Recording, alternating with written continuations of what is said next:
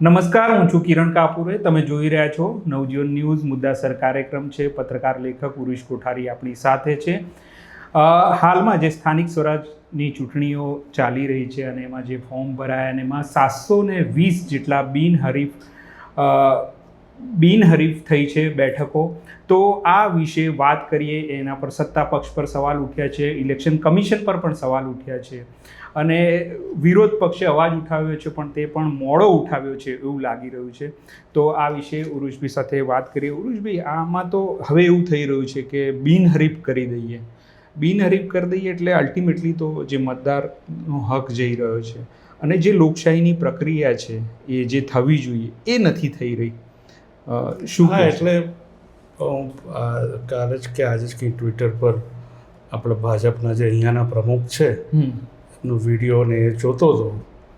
એમણે કહ્યું કે સવારી આટલી 700 કે 720 છે, તમે કહ્યું એ બિનહરીફ થઈ છે. એ સૂચવે છે કે ગુજરાતની 6.5 કરોડ જનતા ભાજપ પર કેવો વિશ્વાસ મૂકે છે. મારે ભાઈ જગદીશભાઈને એટલું જ પૂછવાનું છે કે મને અને આ બધા 6.5 કરોડની તમે વાત કરો છો એમને જરા સમજાવશો કે બિનહરીફ થઈ એમાં પ્રજાએ તમારી પર વિશ્વાસ મૂક્યો એવું કેવી રીતે, જરા કેવી રીતે થાય?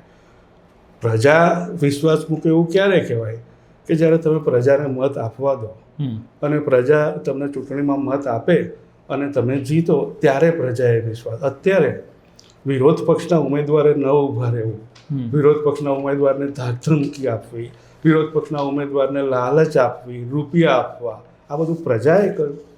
આ બધું પ્રજાએ તમારી જોડે કરાવડાયું કે નાના જગદીશભાઈ, નાના ભાજપવાળા ભાઈઓ અને બહેનો, સામેવાળાને ઊભા ના રહેવા દીધા, અમે પ્રજા તરીકે આવું ઈચ્છીએ. પ્રજાએ તમને આવેદનપત્ર આપ્યું કે આવું કરો. તો મહેરબાની કરીને આ છે ને બહુ ક્લાસિકલ ભાજપની માનસિકતા છે કે તમને લૂંટી લેવાના અને પછી કહેવાનું કે અમે જ તમારા રક્ષક છીએ.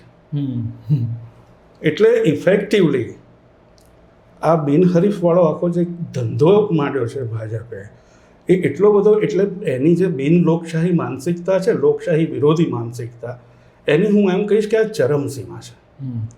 કારણ કે અત્યાર સુધી ધીમે ધીમે કરતાં આખી લોકશાહીને બધી જ બંધારણીય સંસ્થાઓનું ફીંડલું વાળીને છેવટે એક ચૂંટણી પર લાવીને મૂકી દીધી હતી. અને હવે એમાં પણ, અને તમે જુઓ ક્લાસિકલ ભાજપ મોડેલ શું છે. કોઈને એવું થાય કે ભાઈ આપણે ભાજપની એકલી કેમ ટીકા કરીએ છીએ, તો કોંગ્રેસે પણ કર્યો હતો. તો એક તાત્વિક ફરક મારે તમને સ્પષ્ટ કરવો જોઈએ.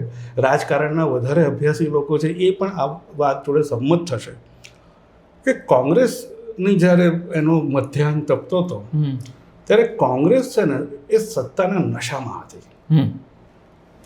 એટલે તમે કલ્પી શકો કે નશામાં માણસ બહુ જ બધા એવા કામો કરે કે જે ના કરવા જોઈએ.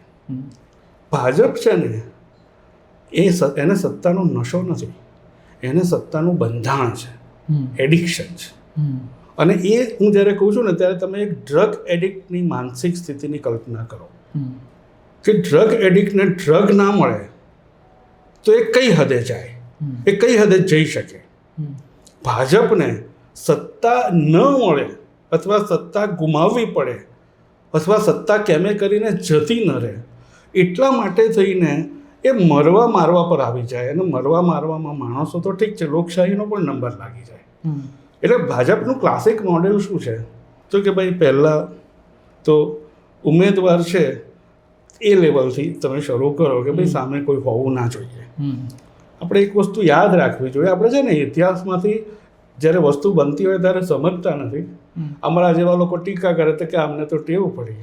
આના મૂળ ક્યાં છે? આના મૂળ છે સમરસમાં. યાદ કરો સમરસ ગ્રામ પંચાયતની યોજના. આ સરકારે જ્યારે કીધું કે સમરસ અને જે પંચાયતો સમરસ થાય એને કેશ રિવોર્ડ આપવામાં આવતો હતો, રોકડ ઇન્સેન્ટિવ સમરસ થવા બદલ. એ વખતે અમારા જેવા લોકો કહેતા હતા કે આ સમરસ બહુ લોકશાહી વિરોધી છે. મૂળ આશય એવો હોય કે ભાઈ એક નાનું ગામ છે, એમાં સંપીને બધા નક્કી કરે કે ભાઈ ચાલો આપણે ચૂંટણી નથી લડવી, છગન કાકા આ રહેશે, ફલાણા બેન આ કરશે, ટીકણાભાઈ આ કરશે. તો એ ગામના સ્તરે, અંડરલાઈન કરીને કહું છું, ગામના સ્તરે, પક્ષના સ્તરે નહીં, ગામના સ્તરે હા, બરોબર. કન્સેન્સસ થાય, એક સર્વસંમતિ થાય. એ ખ્યાલને પવિત્રમાં પવિત્ર વસ્તુઓને કેવી રીતે દૂષિત કરવી એમાં ભાજપની માસ્ટરી છે. એટલે આ વસ્તુને એ ત્યાં સુધી લઈ આવ્યા કે પછી મારી ઠોકીને સમરસ કરી દો. મોટા ભાગના ગામોમાં આવું વાતાવરણ હોતું નથી કે એક જણ ઊભો રહે બીજો વિરોધ ના કરે. વાજબી કે ગેરવાજબી એની ચર્ચા કરી શકો, પણ કોઈ બિનહરીફ થઈ જાય એવી સમરસતા ને એવું મધુર સંગીત તો કોઈ ગામડામાં મેં સાંભળ્યું નથી. અપવાદ હોય એમ. તો બિનહરીફ થવાનું પ્રમાણ પહેલાં અપવાદરૂપ હતું. હવે એવું કહે છે કે સી.આર. પાટીલના વખતમાં આટલી થઈ હતી અને જગદીશભાઈનો રેકોર્ડ તો જુઓ કેવો ઉજળો છે, એમણે 700 કરી દીધી. તો ભાઈ આ રેકોર્ડ ગુંડાગીરીનો છે, સરમુખ હત્યારશાહીનો છે, લોકશાહી વિરોધી માનસિકતાનો છે. આ રેકોર્ડથી રાજી ના થવાનું હોય, શરમાવાનું હોય, કારણ કે આપણે મતદાતાઓનો મતાધિકાર છીનવી રહ્યા છીએ.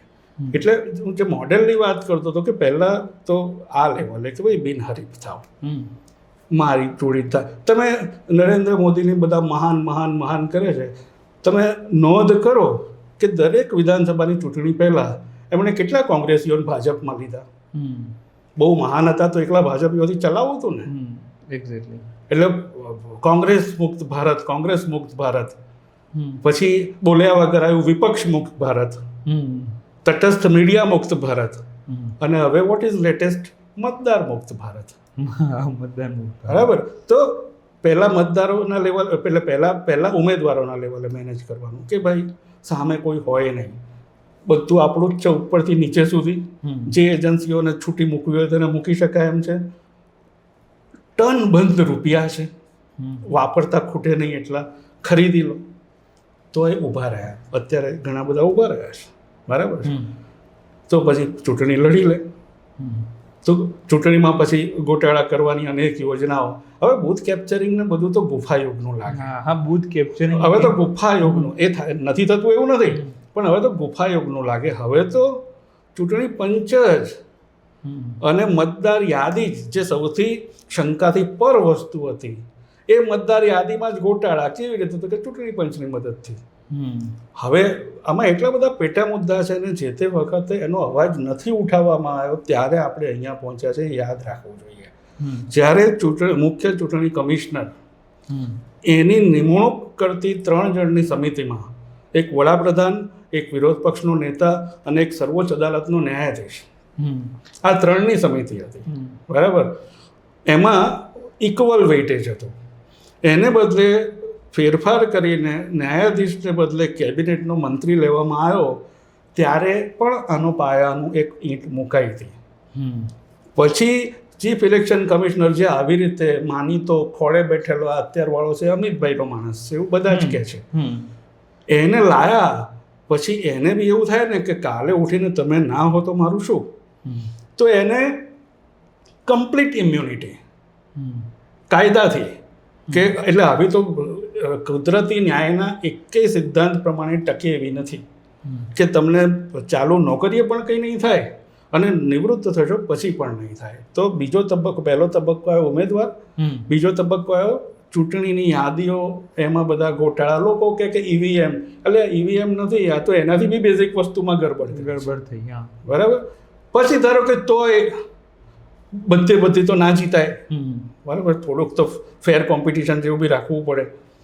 તો ધારો કે વિરોધ પક્ષવાળો જીતી ગયો, જીતીને પંચાયતમાં કે વિધાનસભામાં બન્યો, તો જીત્યા પછી બી એને રહેવાનું તો અહીંયા જ છે.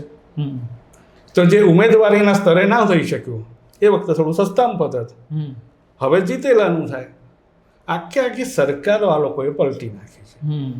એટલે છેક પાયાથી લઈને ચૂંટાયા પછી તમારી સરકાર બને લોકશાહી હવે, ત્યાર પછી બી મહારાષ્ટ્રમાં થયું હતું એવી રીતે આ લોકો ગમે તે કરીને, મેં કીધું યાદ કરો, એડિક્ટ. આ લોકો પાવરના એડિક્ટ છે. પાવર જશે એ કલ્પનાથી જ મરવા મારવા પર આવી જાય છે.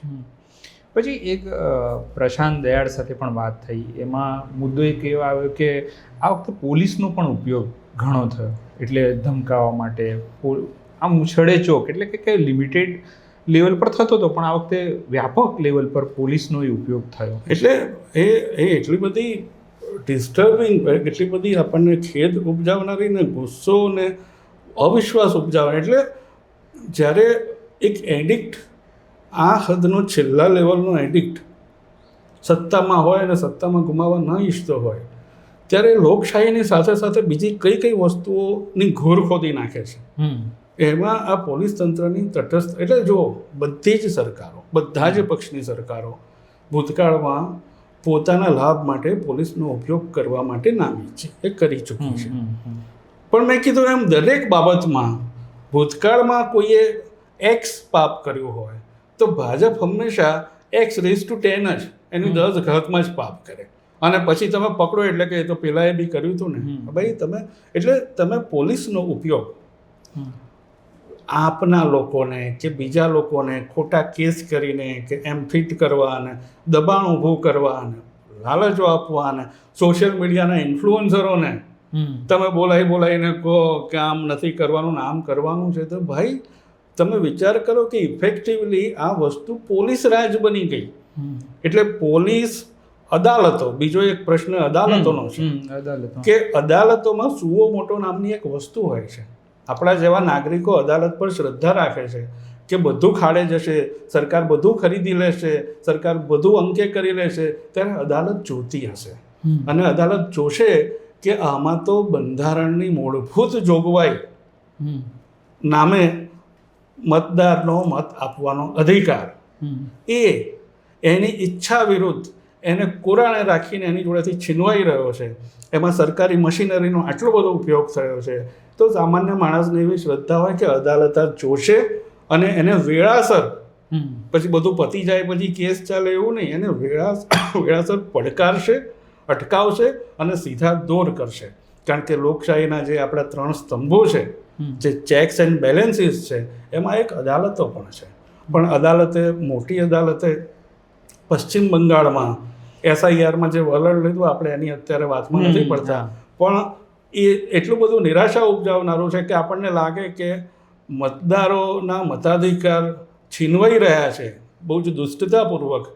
એની અદાલત જોઈએ એવી ગંભીરતાથી નથી લઈ રહી, અને આપણને એવું લાગે કે કોઈક રીતે ઈચ્છાથી કે અનિચ્છાથી, સીધી કે આડકતરી રીતે સરકારને અનુકૂળ થઈ રહી છે.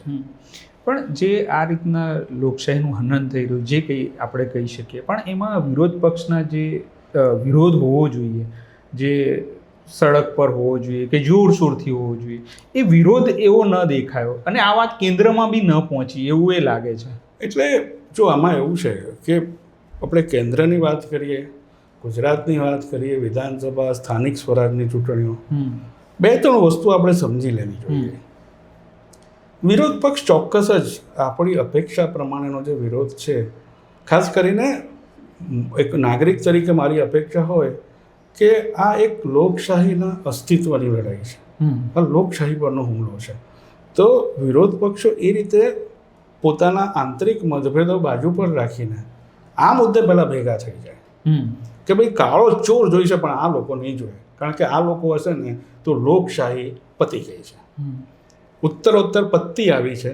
અને આ વખતે જે ખેલ જોવા મળ્યો એમાં હવે આપણને લાગે કે આપણે અંતની કેટલા નજીક આવી ગયા છે. તો આ એક વસ્તુ છે કે વિરોધ પક્ષો ભેગા થઈને એક પ્રકારે લોકોને જે મોબિલાઇઝ કરવાનું.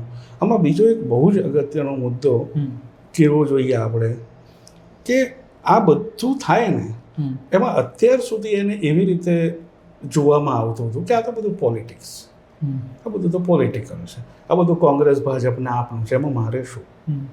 એટલે કે આ રાજકારણનો મુદ્દો છે, મને લાગુ પડતો નથી. હવે આપણે સમજવું જોઈએ ને આની સિંગલ લાઈન સ્ટોરી એ છે કે ભાજપે ધોળા દાડે સામાન્ય મતદારોના મતાધિકાર પર ધાડ પાડી છે. કોંગ્રેસને આપતો પછી આવે છે, પહેલાં મારા મતાધિકાર પર ધાડ પડી છે. એ ધોળે દાડે પડી છે અને ધોળે દાડે ધાડ પાડ્યાનું ભાજપના પ્રમુખ ગૌરવ લઈ રહ્યા છે અને જાહેરમાં એવું કહી રહ્યા છે કે આ અમે એમને આપેલું સમર્થન છે. એમણે મારા મતાધિકાર પર ધાડ પાડી એ વાતનો પુરાવો છે કે હું એમને બહુ ચાહું છું. આવું આટલું બધું મગજ વગરનું વાત જાહેરમાં કરવી અને એને સમર્થન પણ મેળવવું એ ભાજપની એક જુદા લેવલની સિદ્ધિ છે. પણ આ આખો મુદ્દો એ છે કે ભાઈ આ લોકોનો મુદ્દો છે. એટલે વિરોધ પક્ષનો વાંક આપણે કાઢવો જ પડે, પણ એનું એક પ્રમાણભાન હોય. આ કેવું છે કે ભાઈ બેંકમાં ધાડ પડી, બેંકમાં ધાડ પડી એટલે બધા કે આ યાર સ્ટાફવાળા કેવા નબળા કહેવાય, અને ત્યાં કેબિનેટો બી સરખી રાખવી જોઈએ ને, ધાડ પાડવાળા અહીંયા તો બધું તોડીને લઈ કેમ ના ગયા, મજબૂત રાખો. એલાર્મ કેમ ચાલતું નહોતું, ચોકીદાર શું કરતો હતો? અગ્રીડ. પછી ધાડ પાડવો વિશે તો કંઈક કહો કે આ ગુંડાઓ છે, આ બદમાશો છે, ધોળે દાડે ધાડ પાડી, જેમણે બેંકમાં ધાડ પાડી ધોળે દાડે, એના વિશે તો કહો. પછી એમના વિશે તો કહો કે આ પોલીસ શું કરતી હતી અને ગુપ્તચર ખાતું શું કરતું હતું, જે એમની આ જવાબદારી છે. એટલે આપણે માત્ર વિપક્ષનો વાંક, એટલે એક આખો ભાજપના પ્રેમીઓનો એક વર્ગ એવો છે જે પોતાની જાતને સ્માર્ટ સમજે છે. બીજા બધા તો એવો દેખાવ નથી કરતા, અમુક લોકો એવા છે. એક કે હા તમારી વાત બરોબર, પણ આ છે ને વિપક્ષોએ દાટ વાળવે. ભાઈ તમે એ જુઓ કે વિપક્ષોના બધા જ પ્રશ્નોને એમના વાંક સહિત એમને ઓપરેટ કરવાની સ્પેસ ભાજપે કેટલી રાખી છે. આટલી સ્પેસ અગાઉની સરકારોએ ભાજપ માટે રાખી હોત ને તો ભાજપ આટલે પહોંચ્યો જ ના હોત. અને આ વાતની સૌથી વધારે ખબર ભાજપને છે કે વિરોધ, બધા કે ભાજપ વિપક્ષ તરીકે કેવો જોરદાર હતો, તો એ ક્રેડિટ ભાજપની નથી, એ સરકારની છે, જેમણે આ બધી ગુંડાગીરીઓ આ લેવલની નહોતી કરી. અને એને કારણે એક ફેર પ્લે, શક્ય એટલો ફેર પ્લેનો ચાન્સ મળ્યો. હવે આજે ભાજપ સરકારમાં છે ત્યારે કોઈને એ ચાન્સ આપી નથી રહ્યું, અને એ ન મળે એનું બહુ જ ધ્યાન રાખે છે. અને એને નાના નાના બારામાંથી, છીંડામાંથી હવા આવતી હોય ને એ બી પૂરી રહી છે કે ગુંગળાઈ જવું જોઈએ. એટલે આપણે વિપક્ષો વાંક ચોક્કસ કાઢીએ. એ લોકો સુધી પહોંચવામાં, લોકોને મોબિલાઇઝ કરવામાં, લોકોને એક લાર્જર પિક્ચર બતાવવામાં, લોકોને એ કહેવામાં કે આ અમારા વિશે નથી, આ તમારી પર ધાડ પડી છે. એ વિપક્ષનું કામ છે, એમણે કરવું જોઈએ. પણ એમાં એ નિષ્ફળ ગયા એટલે આખી સ્થિતિનો દોષનો ટોપલો એમની પર ઢોળી નહીં શકાય.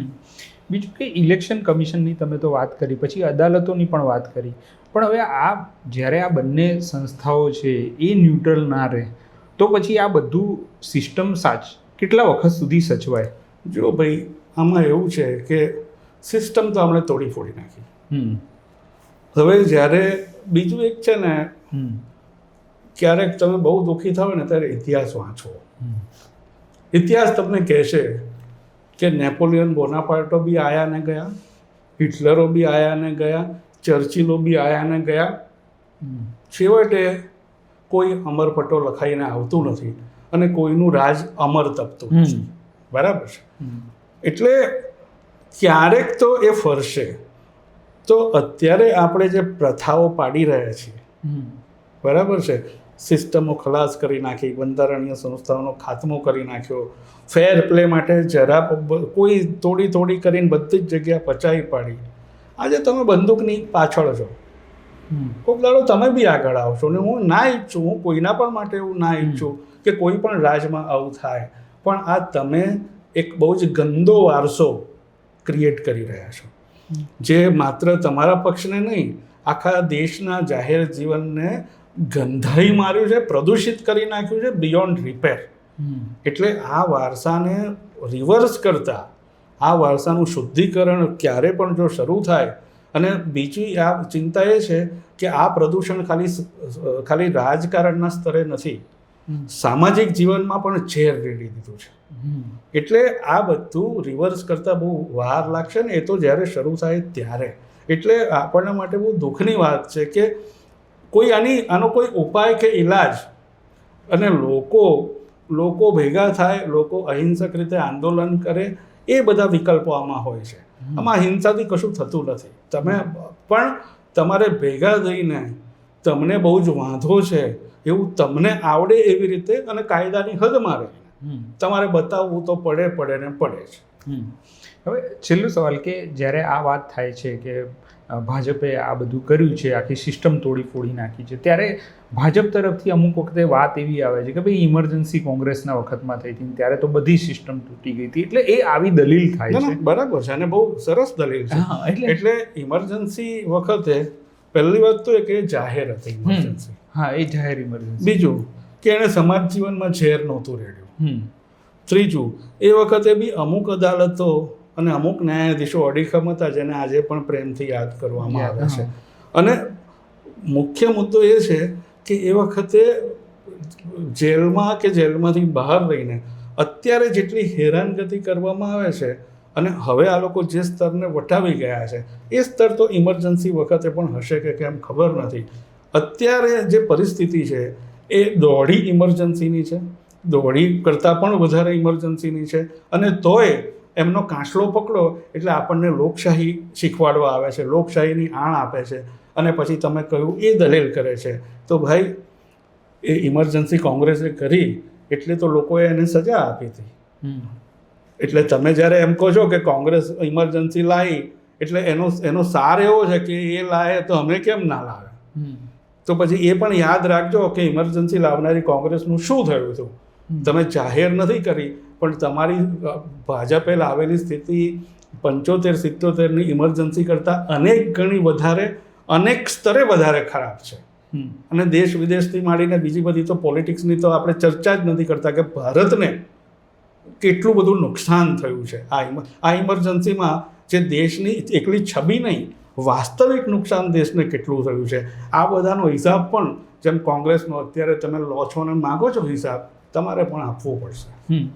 અને હા, એક સવાલ રહી ગયો કે ડિસેન્ટ્રલાઇઝ જ્યારે પણ કોઈ સત્તાનું થાય, જે સ્થાનિક સ્વરાજમાં થાય છે, તો એમાં હંમેશા એવું કહેવાય છે કે ભાઈ આ જે વ્યવસ્થા હોય એમાં કશું છેલ્લે નાગરિકને લાભ છે.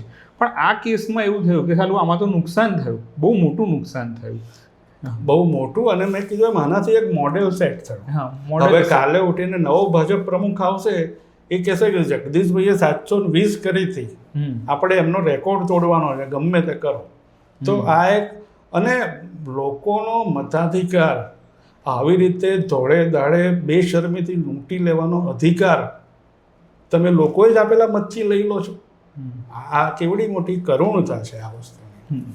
તો આ તીવ્રુજભી સાથેની ચર્ચા મુદ્દાસર કાર્યક્રમમાં અમે આવતા રહીશું. અમારી ચેનલને જરૂરથી સબસ્ક્રાઇબ કરો. અત્યારે મને નવરુજભીને રજા આપશો. નમસ્કાર. વૈષ્ણવજન તો તેને કહીએ જે પીડ પરાઈ.